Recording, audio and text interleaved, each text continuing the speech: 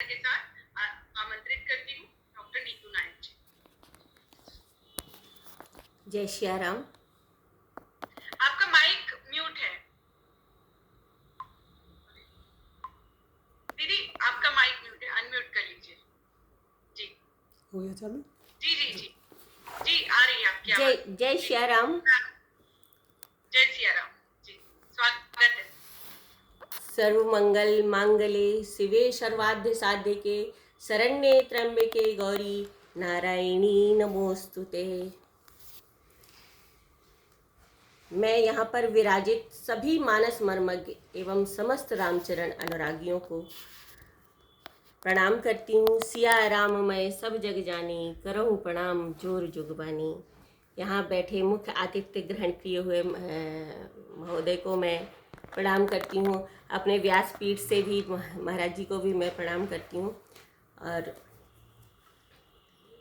हम आज जिस विषय पर चर्चा कर रहे हैं कि मानस में शक्ति की साधना, इस पर हम चर्चा करने से पहले, जैसे कि हम जब रामचरितमानस करते हैं तो 2 शब्द हम 2 बार कीर्तन करते हैं, तो आप सबसे अनुरोध, जय सिया राम जय जय सिया राम, जय सिया राम जय जय सिया राम। आज हम यहाँ मानस की शक्ति की साधना पर वार्ता करने के लिए एकत्रित हुए। तो शक्ति पर चर्चा करने से पहले हम मानस जी का अर्थ जानने की कोशिश करेंगे। यद्यपि यहाँ पर सभी मानस मर्मज्ञ बैठे हुए हैं,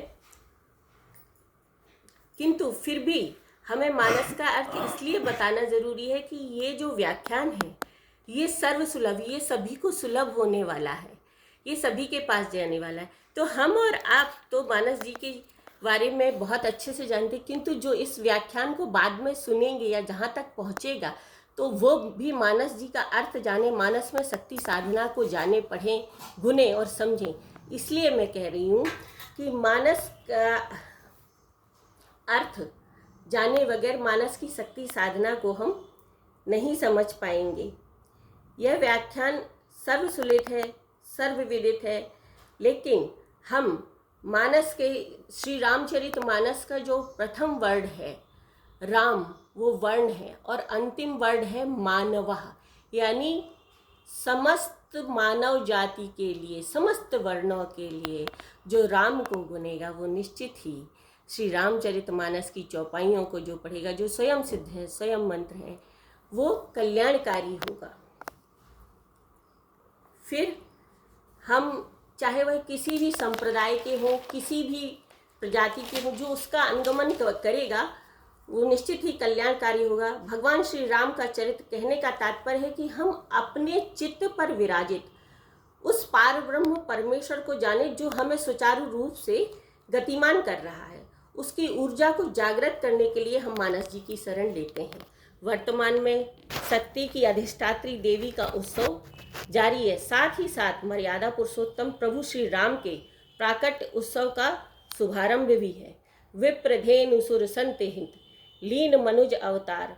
यहाँ पर मैं एक बात और स्पष्ट कर दूं कि देवता जो होते हैं वो एक तत्व से बने होते हैं, लेकिन मानव जो होते हैं वो 5 तत्वों से मिलकर बने होते हैं, पृथ्वी, आकाश, वायु, अग्नि, जल।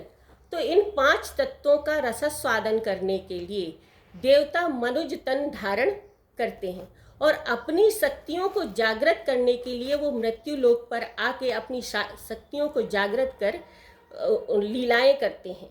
सनातन परंपरा का यह पर्व उत्सव कई पीढ़ियों से चला आ रहा है। दरअसल शक्ति का यह पर्व भले ही देवी स्वरूप में रूपक है, लेकिन इससे अलग यह हमारी अंदरूनी आकांक्षाओं का भी प्रतीक है। अगर हम मानस की दृष्टि से देखें तो प्रभु श्री राम स्वयं ही एक निराकार पर ब्रह्म परमात्मा है, जो स्वयं ही एक शक्ति पुंज है।